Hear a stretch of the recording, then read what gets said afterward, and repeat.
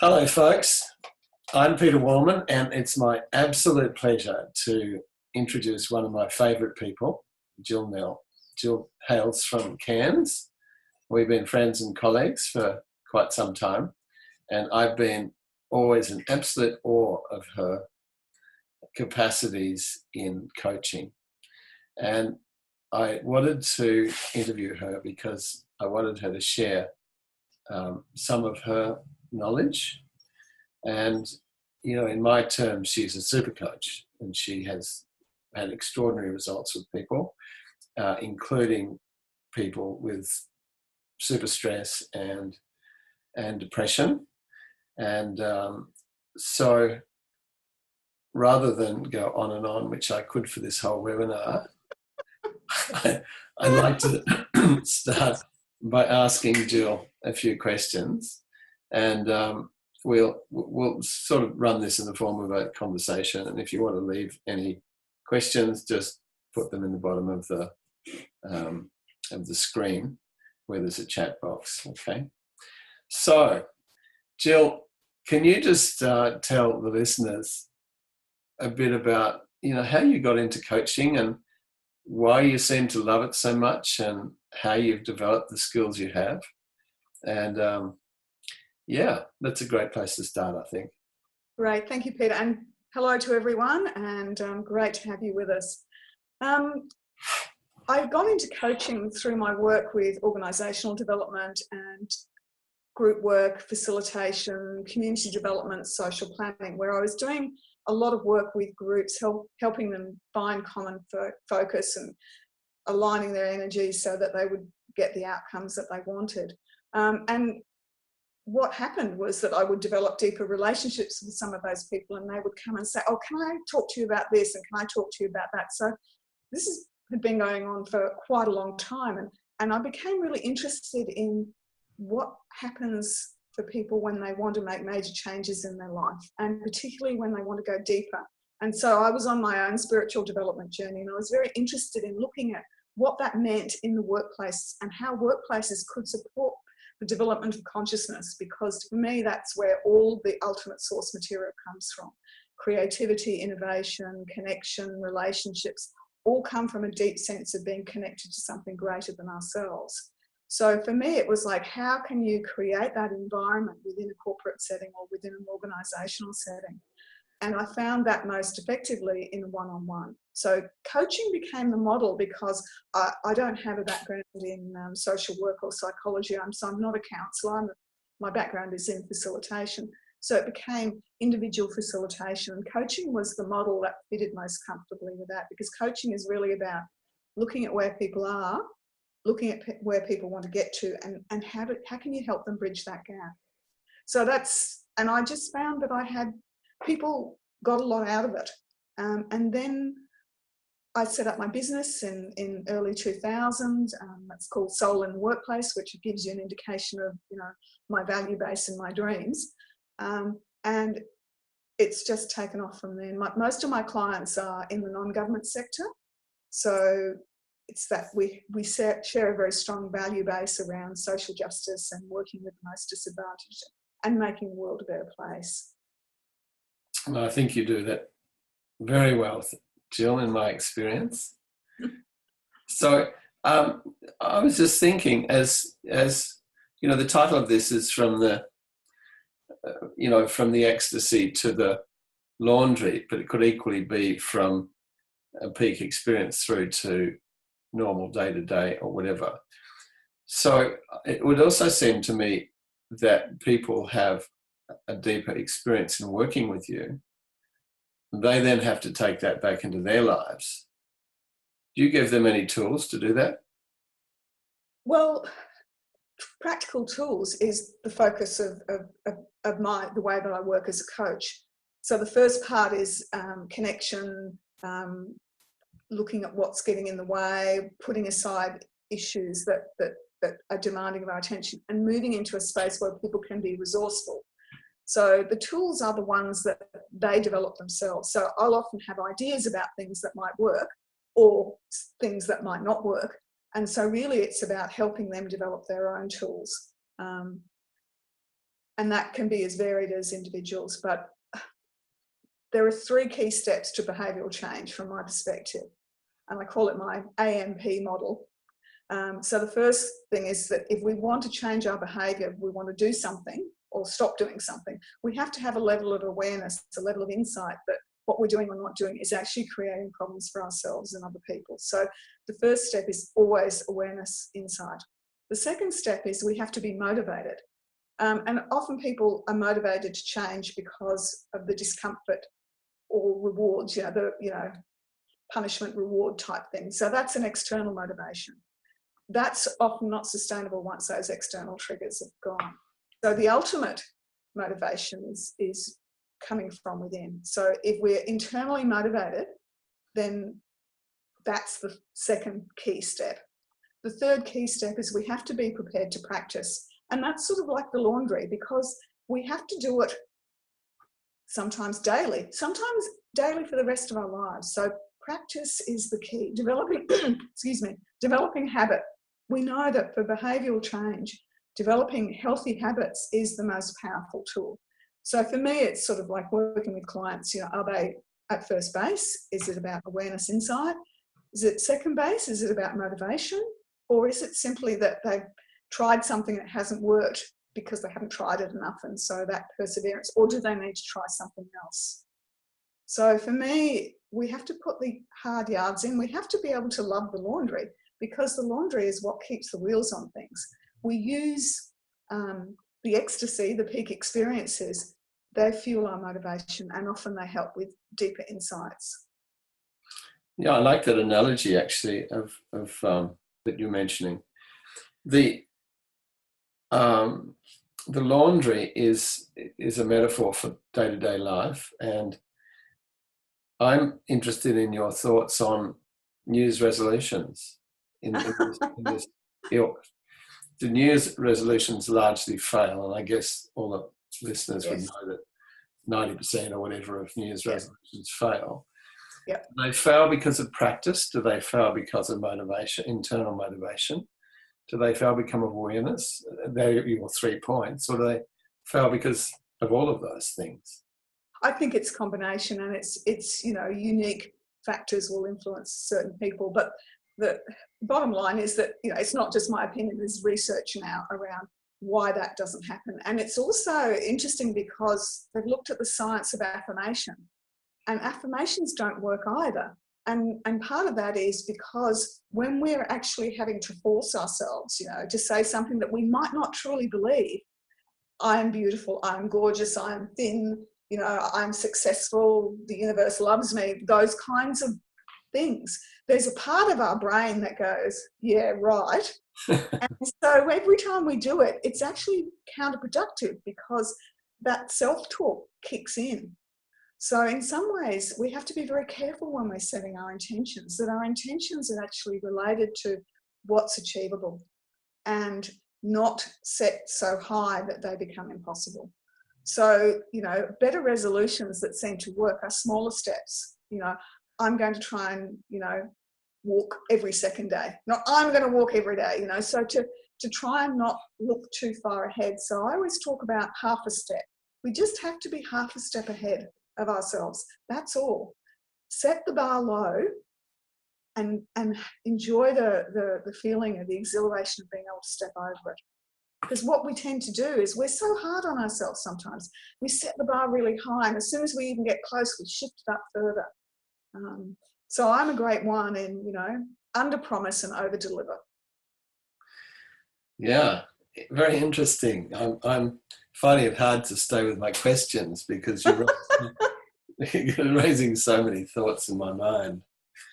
So the thing that got me to think about this more, this transition or space, was also that leadership programs largely fail. People have a stronger, deeper, bigger experience, peak experience, and then the stats are appalling. Like 90% of leadership programs fail in some statistics. It's the same issue. So why would you say that is? And if you're coaching them, do you think it's the lack of coaching in some ways? I think it is. It's about being held after that experience, because sometimes the peak experience is so peak that it's actually difficult for us to reach that state. So we actually tend to go back to the laundry. So it really is about how do you keep that alive in a very practical way. And so for me, you know, I think that's why coaching often has better success rates, because there's an ongoing relationship and it's an encouraging relationship. It's not like a boot camp coach where you're actually saying, do this more, push it further, hold that, you know. It's actually, for me, it's much more a supportive, encouraging. And I also think that people have so many competing priorities that sometimes they say, I'm going to do this, this, this, and this. And then something else comes in that's actually more important. But then they just sense, oh, I didn't do it, and I feel like a failure. So for me, there is no failure. It's just about how we manage competing priorities and what are we doing that's working, and let's do more of that. Let's not focus on what we haven't done and what's not worked. Let's focus on what's working and do more of that. And that's the, you know, appreciative inquiry framework, which I love. Yeah, well, we know about, you know, we could build ourselves up running webinars because most people don't turn up for webinars, and that's the statistics. Yeah, so yeah. So I congratulate any of you who are watching this that you're part of the elite 20% who've been able to keep to your intention of watching this webinar. So it's, the whole thing is very interesting for me. And do you have any, a lot of people don't have the benefit of coaching, even though, you know, even though they know that they benefit from it. First of all, there are two questions. One is, why should they get a coach if they're in a place where they want transformation to happen? And what does the coach actually offer them? I mean, tell me a bit more about the relationship that you have with your client. Well, I think that's a really hard question, Peter, because there are so many different types of coaching now. Coaching and coaching is a relatively unregulated market. So it's really buyer beware. So people might have a coaching experience and it doesn't work for them because the coach wasn't a good fit. And coaching might not be the best. They might be better going to a group where they feel more anonymous when they first start on this journey, or they might read a book or meet a friend or have a discussion. So I think that, you know, there are lots of pathways into this work, and coaching is one tool. It's, for some people, it's too intense, it's too confronting, and so they're not ready for that level of intimacy. But for other people, they've done some work, they've got some questions, they want a safe space to explore with someone as a bit of a guide. So the coach is always in this position about, we're holding the space, we're creating an environment for the people to delve into, you know, what they already know or what's emerging for them.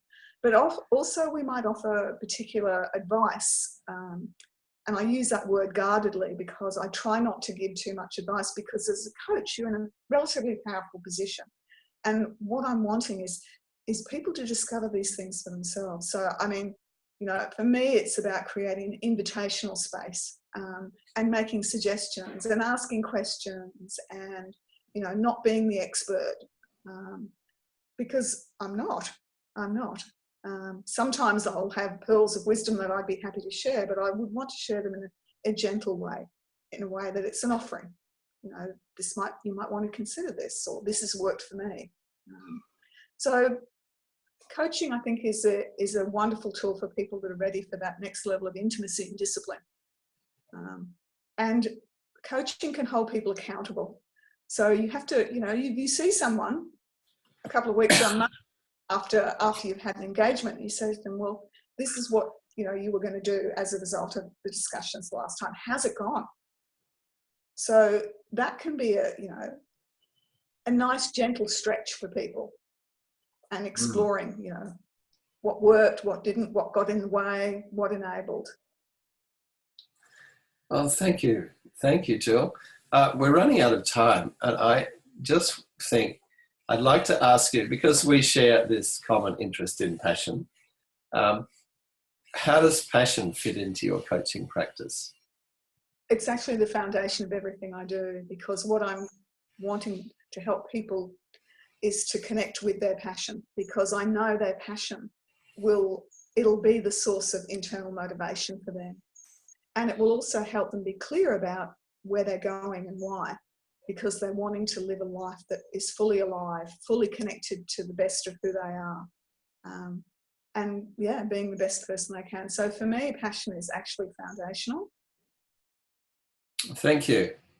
Well, I'd like to thank you for this part of it and open this to questions. And there's a question here about flow. And it is,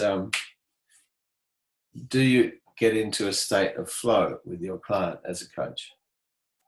That's the best part. That's the part I love when that happens. And it happens relatively regularly. So for me, it's almost like you're moving into Theory U, their deep dialogue model, where you're actually coming from a cogenerative or the flow state, where you're actually not, it's almost like you're not coming from ego. It's like you're channeling universal energy. And what I love about Theory U is that this is all scientifically proven. It's not, stuff that I know because I've experienced it. There's actually science behind this. So for me, being in that flow state is actually the most productive state of all, and it feels amazing.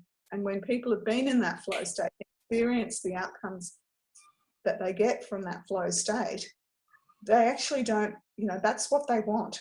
That's what they want. So it sounds like to me that you're giving people an experience of that state that they can then take back into their world or their life. We co-create it. We co-create it. So I'm offering the environment and my skills in that area, but it's a joint thing. It's not me or them. It's how the energies, and that's that collective energy and harnessing collective wisdom. So I'd love to start doing that more with groups, but it's almost like you have to be sure that the person's had an individual experience of that first, so they recognise it when it's happening, and then you can build on that. Thank you. There's another question here is, what do you do as a coach if someone doesn't have any passion? Well, I had one client turn up, and she had come to do a passion map, and she walked in and she burst into tears and said, "I don't have any passions." And I said, "Well, let's explore that." And for her, it was like she thought of passion as this big experiment, this big explosion, like motorbike racing or mountain climbing, those really physical peak experience, or, stamp collecting, where you've got, just want to do that and nothing else. And when we started to explore what she loved and what she was good at, it was like all these small things, like just being in the moment with her clients and knowing that she could help someone.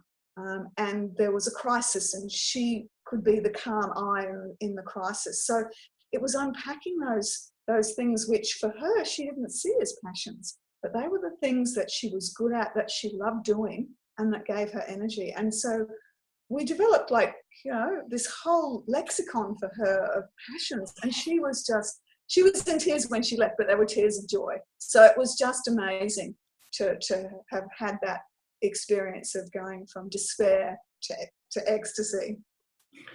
Well, thank you very much, Jill. I think we're out of time for questions. It's been an extraordinary honour for me to interview you, and I've learned a lot about how you operate as a coach, and I hope that as a listener you've learnt this, and maybe you'll join us for future events. And if you just hold on, you'll see the contact details now after this event has happened. So thanks once again, and thank you for attending this webinar. Thank you, Peter, and all the tech support behind the scenes. Bye, Jill.